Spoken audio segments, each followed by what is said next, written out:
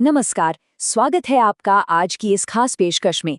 आज हम एक ऐसी बेमिसाल तारीखी और रूहानी दास्तान पर गौर करने वाले हैं जिसने सदियों तक इंसानियत को रास्ता दिखाया है।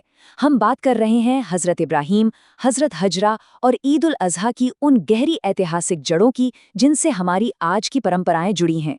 ये सिर्फ एक मामूली सा किस्सा नहीं है दोस्तों, बल्कि त्याग और अटूट विश्वास का एक हैरानगी सफ़र है। चलिए बिना वक्त ज़ाया किए इसमें उतरते हैं। 84 साल। जरा सोचिए इस आंकड़े पर। ये कोई छोटी मोटी संख्या नहीं है। दरअसल एक आम इंसान की तो पूरी जिंदगी गुजर जाती है इतने वक्त में। ये वो लंबा थका देने वाला वक्त था जब हजरत इब्राहीम ने एक बेटे के लिए इंतजार किया। एक ऐसी उम्र जब इंसान पूरी तरह आशा छोड़ देता है, वहां आकर उन्हें हजरत इस्माइल के रूप में एक बेटा नसीब होता है। इस कहानी की पूरी बुनियाद इसी भावनात्मक इंतजार पर टिकी है। और अब इस दूसरे आंकड़े पर नजर डालिए। 1500 किलोमीटर, फिलिस्तीन से लेकर मक्का के उस बिल्कुल सुनसान और बंजर इलाके तक का लंबा सफर, वो भी एक नवजात शिशु और पत्नी हजरत हजरा को साथ लेकर ऊंट की पीठ पर। सोचकर ही थकान महसूस होती है ना? ये सफर अपने आप में एक बहुत ही महान परीक्षा थी। तो इस दास्तान का पहला हिस्सा है रेगिस्तान का इम्तिहान, एक ऐसा आदेश जो इंसानी समझ से बिल्कुल परे था। अब जरा इन दो बिल्कुल अलग तस्वीरों को एक साथ देखिए। एक तरफ वो भयानक भौतिक हकीकत थी, बिल्कुल काले बंजर पहाड़, जानलेवा तपिश, ना पानी का नामो निशान, ना कोई साया और ना कोई इंसान। एक डरावना मंजर। लेकिन दूसरी तरफ एक रूहानी हकीकत थी। ये वही जगह थी जिसे आगे चलकर अंतिम पैगंबर की जन्मभूमि बनना था।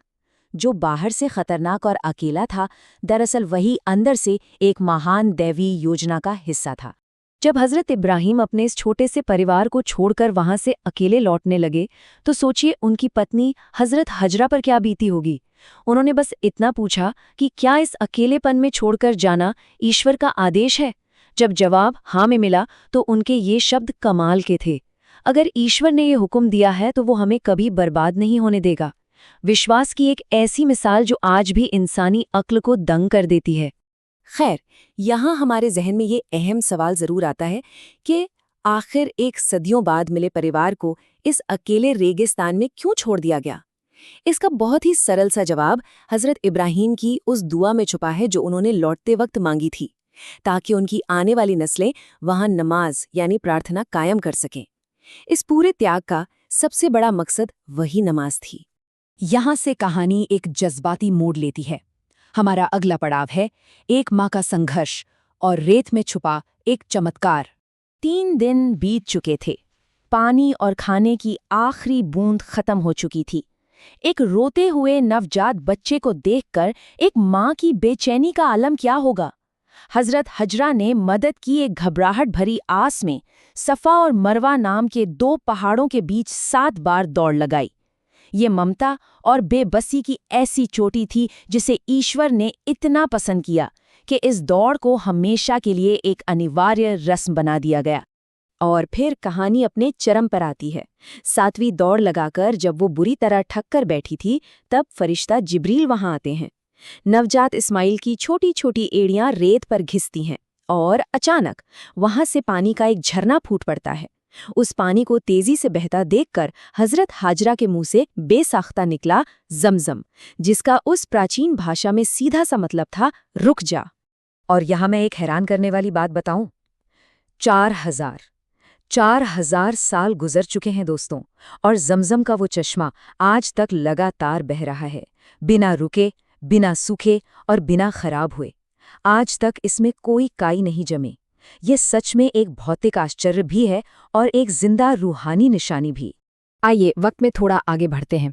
कहानी का तीसरा हिस्सा, सबसे बड़ी कुर्बानी, वापसी और एक खौफनाक ख्वाब। करीब 90 साल की उम्र में हजरत इब्राहीम वापस लौटते हैं, परिवार मिलता है। लेकिन तभी एक और खौफनाक इम्तिहान सामने आता है। उन्हें ख्वाब आता है कि वो अपने ही बेटे की कुर्बानी दे रहे हैं। जब उन्होंने ये बात उस नौजवान इस्माइल को बताई, तो उस बेटे का जवाब सुनिए। अब्बा जान, जो हुक्म आपको मिला है उसे पूरा कीजिए, आप मुझे सब्र करने वालों में पाएंगे। ये अटूट साहस ईश्वर के आगे समर्पण की सबसे ऊंची सतह है। और उस पल की गहराई को महसूस कीजिए जब कुर्बानी से ठीक पहले बेटे ने आखिरी गुजारिश की। उसने कहा, मेरे हाथ और पैर बांध दीजिए ताकि मुझे तकलीफ में तड़पता देखकर आप रुक ना जाएं। मुझे चेहरे के बल उल्टा लेटा दीजिए ताकि मेरी आंखें देखकर आपका हाथ कांप ना जाए। और आखिरी बात, मेरी ये कमीज मेरी माँ को दे दीजिएगा ताकि इसे देखकर उन्हें थोड़ा सुकून मिले। कितना भारी रहा होगा ना वो वक्त। और फिर वो आखिरी पल आया। छुरी गर्दन पर रखी गई। पिता और बेटे ने खुद को पूरी तरह ईश्वर की मर्जी पर छोड़ दिया था। लेकिन तभी एक हैरानगेज घटना हुई। उस छुरी ने 3 बार चलने से ही इनकार कर दिया। गर्दन पर एक खरोच तक नहीं आई। और उसी वक्त दैविक हस्तक्षेप होता है। जिब्रील वहां स्वर्ग से एक डुम्बा यानी एक रैम लेकर प्रकट होते हैं और बेटे की जगह उसकी कुर्बानी कबूल होती है। यही वो स्थान और यही वो लम्हा है जहां से आज हमारी कुर्बानी की परंपरा शुरू होती है। अब थोड़ा रस्म से बाहर आते हैं। चौथा हिस्सा, कुर्बानी का असली मतलब क्या है। आज के आधुनिक दौर में हम इन 2 बातों में अक्सर फर्क नहीं कर पाते। बाईं तरफ देखिए, वो रस्म है जो आज आम तौर पर की जाती है, एक पशु की बलि देना। लेकिन दाईं तरफ देखिए, वहाँ है सच्ची सुन्ना। हज़रत इब्राहिम की सुन्ना सिर्फ एक बलि देना नहीं था। ये दरअसल ईश्वर के आगे अपना सब कुछ, अपनी सबसे प्यारी चीज़ समर्पित कर देना था। जो मांगा जाए उसे बिना हिचकिचाहट के दे देना, यही सच्चा समर्पण है। यहाँ एक बहुत ही चुभने वाला सवाल सामने आता है। अगर किसी ने एक बंजर रेगिस्तान में अपना पूरा परिवार इसलिए दांव पर लगा दिया ताकि आने वाली नस्लें नमाज पढ़ सकें, तो हम उसे आज इतनी आसानी से क्यों छोड़ देते हैं। करबला में हज़रत हुसैन ने मौत के साये में भी प्रार्थना नहीं छोड़ी थी। फिर हम अपनी आसान सी रोज़मर्रा की ज़िंदगी में इसे क्यों भूल जाते हैं। आइए अब इस चर्चा को एक आखिरी और बहुत ही सुकून देने वाले पड़ाव की तरफ ले जाते हैं। पश्चाताप यानी तौबा का रास्ता। 100 एक बहुत ही प्यारी बात सोर्स मटेरियल से निकल कर आती है। अगर कोई इंसान दिन में 100 बार भी अपनी तौबा तोड़ दे और 100 बार दोबारा सच्चे दिल से वापस लौट आए और माफ़ी मांगे ना, तो ईश्वर हर बार बिल्कुल उतनी ही खुशी और दया के साथ उसे माफ़ करने के लिए तैयार बैठा है। कृपा और रहम की ऐसी मिसाल वाकई और कहाँ मिल सकती है। तो आखिर इस पूरी ऐतिहासिक कहानी का हमारी आज की ज़िंदगी में क्या निचोड़ निकलता है। बड़ी सीधी सी बातें हैं। नमाज को कभी ना छोड़ें, हमेशा सच बोलें और किसी भी किस्म के धोखे से बचें। किसी भी तरह की धार्मिक नफरत को दिल से निकाल फेंकें और खुद को सिर्फ एक सादे आम मुस्लिम के रूप में पहचानें। और सबसे ज़रूरी, लगातार माफ़ी मांगने की आदत डालें। यही चीज़ें हैं जो हमें बेहतर बनाती हैं। एक बेहद खूबसूरत और सकारात्मक विचार ध्यान में रखिए। ईश्वर तो 1 सेकंड में माफ़ करने को तैयार है, बस वापस लौट आओ। ये संदेश बताता है कि रहमत के दरवाजे कभी बंद नहीं होते। हमें बस अपने घमंड को तोड़कर एक कदम पीछे मुड़ना होता है। और अंत में हमें इस आखिरी सवाल पर विचार जरूर करना चाहिए। हम बहुत तेजी से खुशी खुशी एक पशु की भौतिक कुर्बानी देने के लिए आगे तो आ जाते हैं, लेकिन क्या हम सच में अपने अहंकार, अपनी आपस की नफरतों और अपने घमंड की कुर्बानी देने के लिए तैयार हैं?